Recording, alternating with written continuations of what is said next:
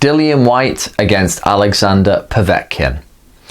It's going to be one of many pay-per-view fights over here in the UK through Sky Sports box office and Matchroom. And it's probably one of many pay-per-views over here in the UK this year which doesn't deserve to be pay-per-view. If you're a fan of Dillian Whyte, if you like watching him a lot on IFL TV and going, yeah, this guy's quite funny, he's quite relatable, and you're happy to pay, okay, fair enough. But I'm always going to attack pay-per-views when you say this is pay-per-view, because the whole point of pay-per-view is it's supposed to say prestige. Now, this fight between Dillian Whyte and Alexander Povetkin is between 40-year-old Povetkin, who never was number one in the division. He was always number two while Vladimir was around. 40 now. Last fight was a draw, which he probably deserved to lose, against Dillian Whyte, a guy who, while we recognise that he deserves his shot against one of the top guys and he's paid his dues, when that time comes, he is going to be a substantial underdog still, be it a rematch against Joshua or a fight against Fury. This isn't some Mike Tyson in the wings we expect to do some real damage and we're excited about. This is a guy who's a good scrapper, good power, got some grit, made some improvements, but flawed, smaller, don't expect him to be the man. And I don't think this fight is for a belt. If it is, it's not going to be for a belt that's worth anything. It is not pay-per-view. And the other thing that stinks about this fight is that they're doing this because they see Povetkin now as a manageable threat. This is a recycled Matchroom opponent who has slowly been on the decline. Still decent, but on the noticeable decline. Been busted up by Joshua. Didn't look great last time. Probably deserved to lose. And they feel that Whyte, while he's not as technically good as Povetkin, he's probably going to be able to tough it out and get him out of there in the later rounds, where Povetkin now is starting to slow and look more ragged, when 5 years ago or more he used to get stronger, just put it on you more.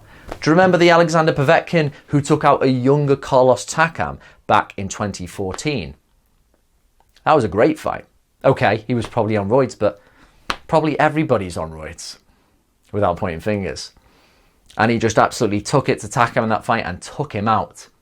Then he managed to turn up the heat on Marius Vark, who Dillian Whyte just recently fought, and I think opened a cut that stopped that fight. Then he had time out because he was busted for roids again.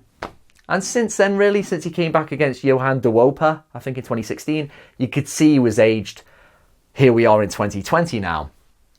And again, they see a manageable threat that hopefully Dillian Whyte can take out. It might not be easy, this, because Povetkin is so much of a such a better schooled fighter than Dillian Whyte is. And in fairness to Dillian Whyte, a bit of credit goes his way because he's acknowledged. He hasn't had many amateur fights, and he's only had about 27 pro fights. He's not been in this game long, and he has done very well. And this might even be an excellent fight. It may be true, a bit of the big hyperbole that Adam Smith tends to give us, saying these styles are going to gel really well. That might prove to be true. That may come to pass. But that doesn't mean it is pay-per-view. I expect Dillian Whyte to probably out-tough Povetkin when his style, when it didn't used to. Now in these advanced years, it starts to get a bit ragged. You can see the chest in and out a bit more than it used to be in the later rounds. And while he has the cute little ambush attacks and that cute little left uppercut he throws followed by the hook, he can't sustain it in the way he used to.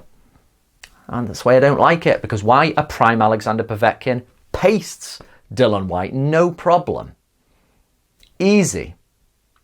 He may have to grit it out a bit, but Dillian Whyte's kind of so open and wobbly still, despite his other improvements. Prime Alexander Povetkin of 2015 or before, he batters the guy, no problem. He's just a better fighter. So, if you want to pay for this fight, I've got no problem at all with that. I do find Dillian Whyte quite amusing, and he has done very well for where he's at. He's gritty, he's made improvements, and he just paid his dues in the division. He's waiting for his big shot. But just this kind of fight, the way it's set up, When you look at where Povetkin is in his career, he's just all fighter. He wants to fight all the time, but the body is not doing what the mind wants at the right time anymore. I expect Dillian Whyte to win later on, but I'm not going to be paying for this. And I don't think a lot of real boxing fans should be paying for it either, unless you manage to get it cheaper some other way.